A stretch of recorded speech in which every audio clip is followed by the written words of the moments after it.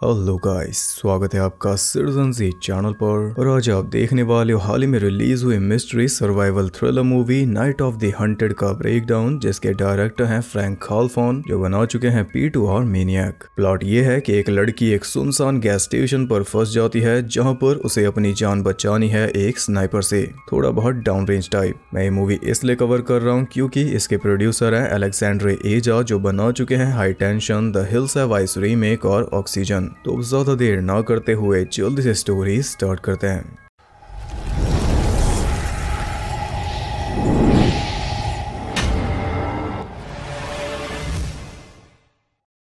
Movie के start में हम देखते हैं एलिस को, जो कि एक फार्मास्यूटिकल कंपनी के लिए काम करती है और फिलहाल ये है एक रोड ट्रिप पर अपने कलीग जॉन के साथ। ये दोनों एक कन्वेंशन में गए थे और अब ये जा रहे हैं वापस घर। रात को एक मोटेल में रुके, पर रात के 2 बजे ही एलिस के हस्बैंड एरिक ने फोन करके उसे जगा दिया, क्योंकि आज इनकी अपॉइंटमेंट है एक फर्टिलिटी डॉक्टर के साथ। असल में इन्हें बच्चा नहीं हो रहा, जिसके लिए ये हाथ पैर मार रहे हैं। एरिक एलिस को बहुत ज्यादा प्यार करता है और उतना ही सपोर्ट भी करता है, तभी तो वो इससे पहले का जागा हुआ है, जबकि घर पहुंचने में अभी इसे काफी टाइम लगेगा, पर वो इससे भी पहले उठ के तैयार बैठा है। और काश मैं एलिस के लिए भी सेम बात बोल पाता। एक चीज जो एरिक नहीं जानता वो ये है कि एलिस उसे चीट कर रही है जॉन के साथ मिलकर। और ये ख्याल एरिक के दिमाग में कभी गलती से भी नहीं आया, क्योंकि उसे एलिस पर भरोसा है, जिसे ये अच्छा खासा तोड़ रही है। अंधे प्यार और सपोर्ट के बदले में एरिक को मिल रहा है धोखा। और ऐसा भी नहीं है कि ये जॉन से प्यार करती है, दोनों एक दूसरे के साथ ठीक से बात भी नहीं करते, पर फिर भी इनका अफेयर चल रहा है। इससे तो यही समझ में आता है कि एलिस खुद बच्चा नहीं चाहती, और इसके ख्यालात आप धीरे धीरे आगे समझोगे।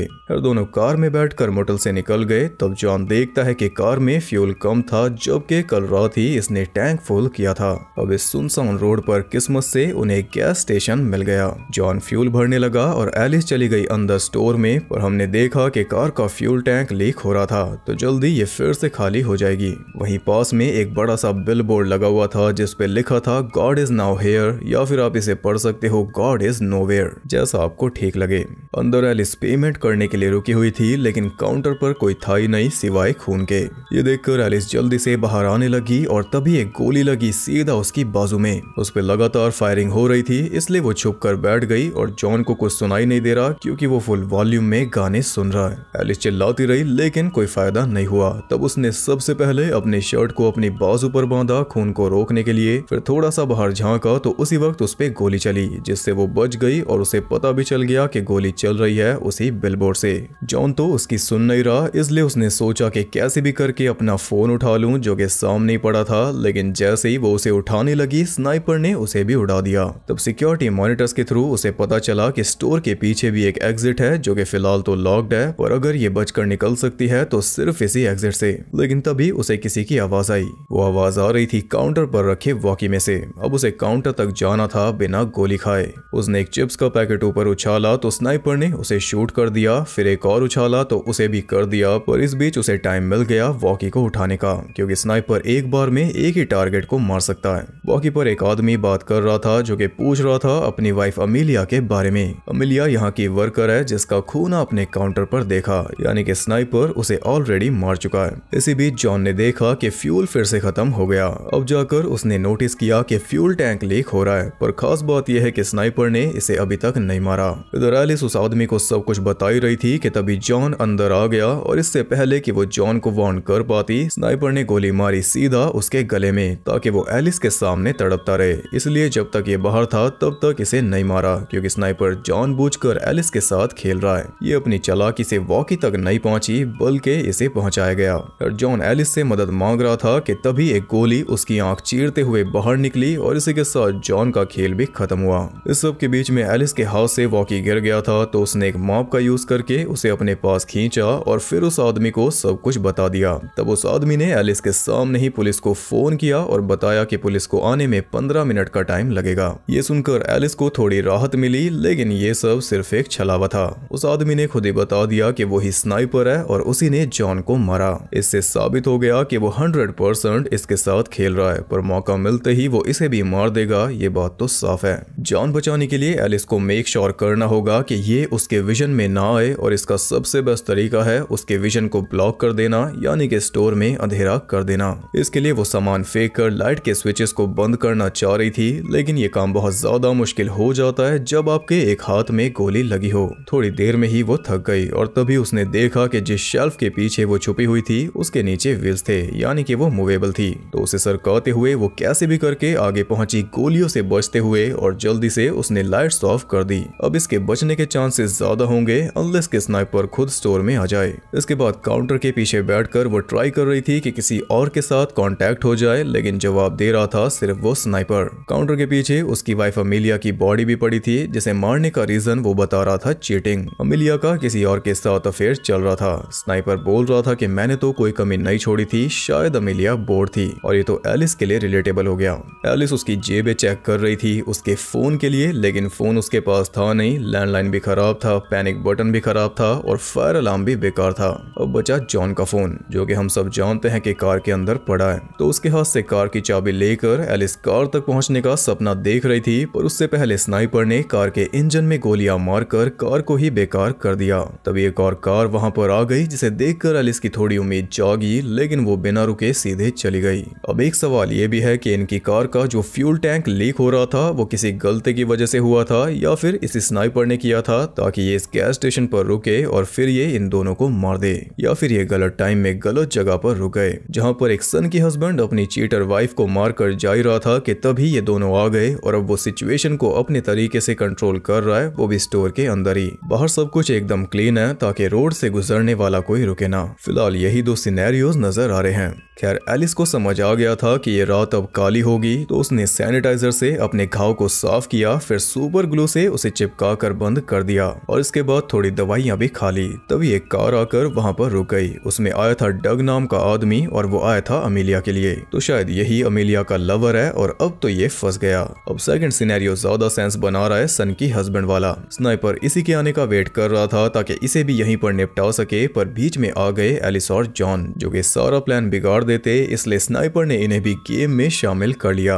एलिस डग को बता देती है कि अमेलिया मर चुकी है और तुम भी जल्दी से छुप जाओ। वो उसे कहती है कि पुलिस को फोन करो, लेकिन उसका फोन भी रखा है कार में। पर ध्यान देने वाली बात यह है कि जब से डग आया है तब से स्नाइपर एकदम चुप हो गया। अब उसकी कोई आवाज नहीं आ रही और सबसे बड़ा सवाल तो यही है कि डग सही सलामत अंदर आया कैसे। जब से ये आया है तब से कोई गोली नहीं चली। इससे एलिस को भी शक हो गया कि कहीं यही तो स्नाइपर नहीं। वो जल्दी से काउंटर के पीछे आ गया तो एलिस ने एक हैमर उठा लिया। वो अमेलिया की हालत देखकर रो रहा था तो एलिस उसे बताती है कि इसके हस्बैंड ने इसे मारा। पर यह सुनकर डग हैरान हो गया। वो बताता है कि अमेलिया का कोई हस्बैंड नहीं है, वो स्नाइपर झूठ बोल रहा है। पर एलिस किसकी बात का यकीन करे? अगर ये अमेलिया का लवर है तो ये तो खुद को बचाएगा ही। पर वो बोल रहा था कि मैं किलर नहीं हूँ। ये बात साबित करने के लिए उसने एलिस को बोला कि स्नाइपर को बोलो कि हमने पुलिस को फोन कर दिया है और वो आती होगी, क्योंकि स्नाइपर तो ये बात नहीं जानता ना कि इसका फोन कार में है।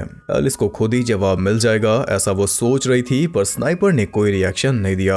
अब आखिरी रास्ता बचा डग का फोन, लेकिन डग कहता है कि हमें थोड़ी देर वेट करना चाहिए क्योंकि थोड़ी देर बाद ये रोड चल जाएगा और कई सारे ट्रकर्स यहाँ से गुजरेंगे। और एलिस ने बोला कि यही टाइम है, मैं उसका ध्यान बटाऊंगी और तुम जाकर फोन उठाओ। एलिस ने जानबूझकर उसे मौत के मुंह में धकेल दिया। ये अच्छे से जानती है कि 99% वो स्नाइपर इसे मार डालेगा, लेकिन उस 1% के लिए इसने डग को बाहर भेजा ताकि इसकी जान बचने का 1% चांस तो बने, भले ही किसी और के मरने का चांस 99% है। खुद वो अंदर बैठकर टॉर्च हिला रही थी जिसे वो बोल रही थी ध्यान भटकाना। स्नाइपर ने चिप्स के पैकेट को शूट करके इसे गलत आइडिया दे दिया, पर वो टॉर्च की रोशनी को तो शूट करने से रहा। पहले उसने फोन उड़ाया, फिर डग का भेजा जिसे मरने के लिए एलिस ने भेजा।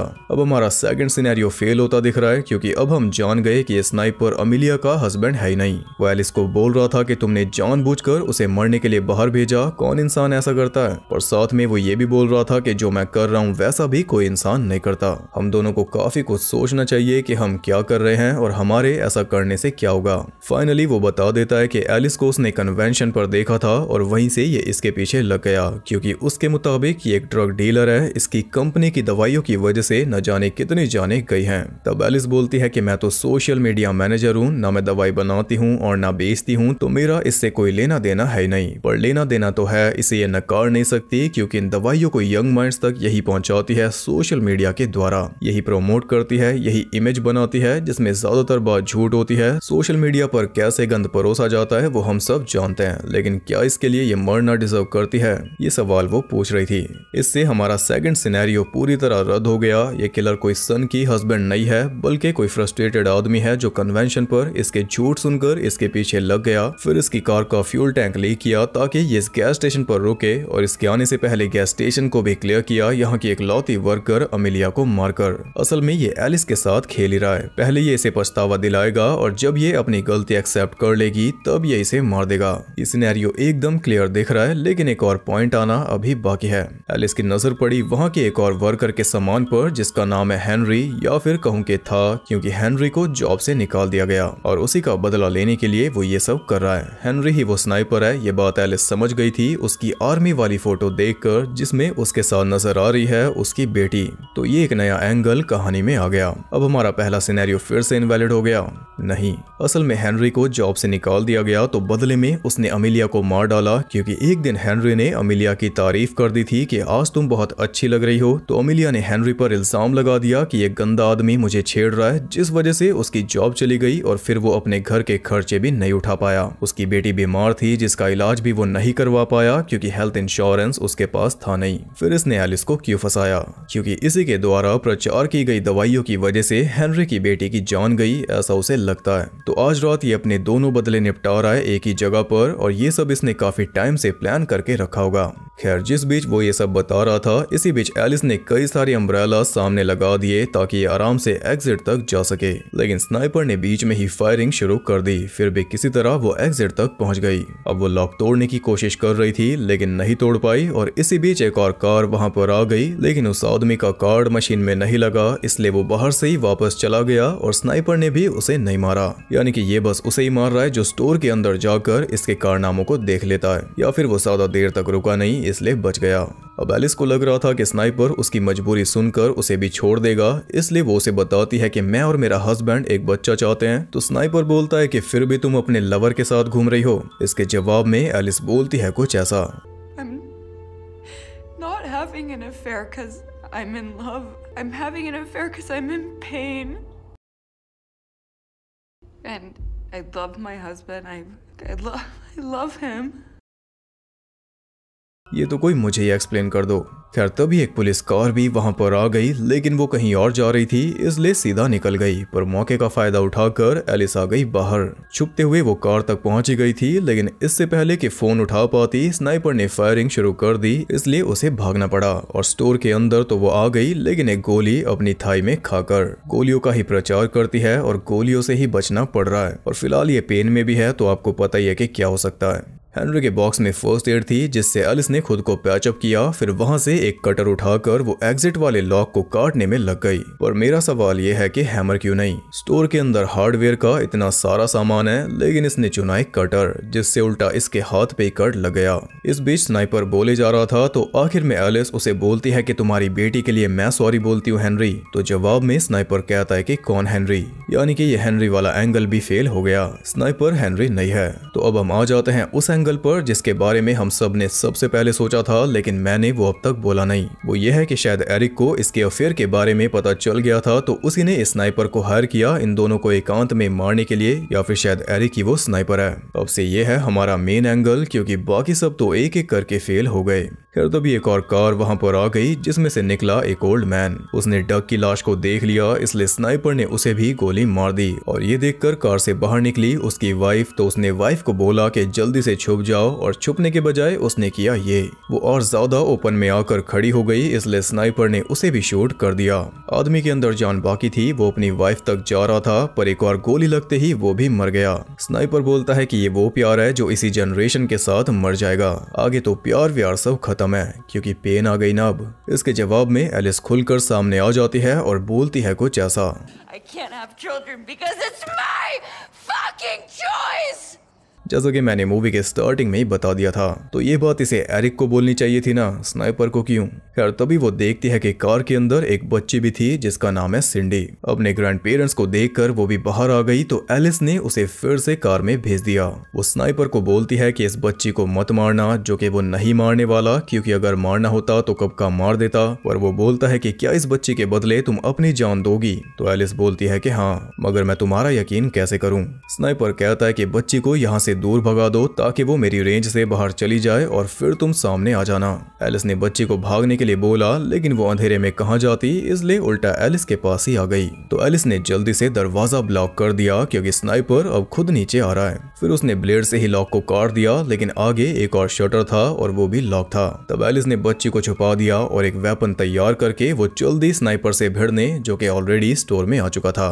एलिस ने उसे 2 बार स्टैब कर दिया पर फिर भी वो रुका नहीं। एलिस उसका मास्क हटाने का ट्राई कर रही थी, लेकिन उसने एलिस को गोली मार दी। फिर वो आया अंदर, चाबी से शटर को खोलकर वो बच्ची को सेफली बाहर निकाल रहा था, उसे अपना चेहरा दिखाकर। लेकिन उससे पहले एलिस ने उस पर अटैक कर दिया और हाइड्रोलिक प्रेस के नीचे दबाकर उसके फेस को क्रश कर डाला, जिसके बाद वो खुद भी मर गई अपनी इंजरीज की वजह से। अब कभी पता नहीं चल पाएगा कि आखिर ये किलर था कौन, क्योंकि फेस तो बचा ही नहीं। बच्ची वहां से भाग गई और इसी के साथ ये मूवी हुई खत्म।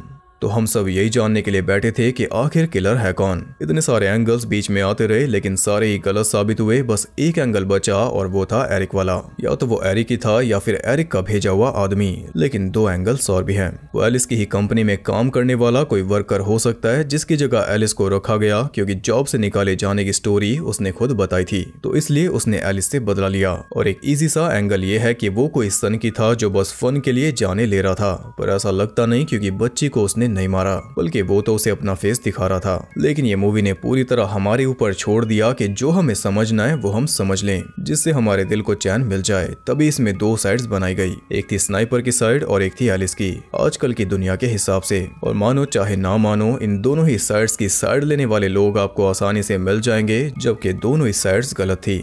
यार आप बताइए, आपके हिसाब से वो किलर कौन था? कोई और एंगल आप बता सको तो जरूर बताना, मैं जानना चाहूंगा। वीडियो पसंद आई तो लाइक करना और ऐसी और इंटरेस्टिंग वीडियोस देखने के लिए चैनल को सब्सक्राइब करके बेल नोटिफिकेशन को ऑल पर सेट कर लो, ताकि नोटिफिकेशन आपको पेन महसूस होने ना दे।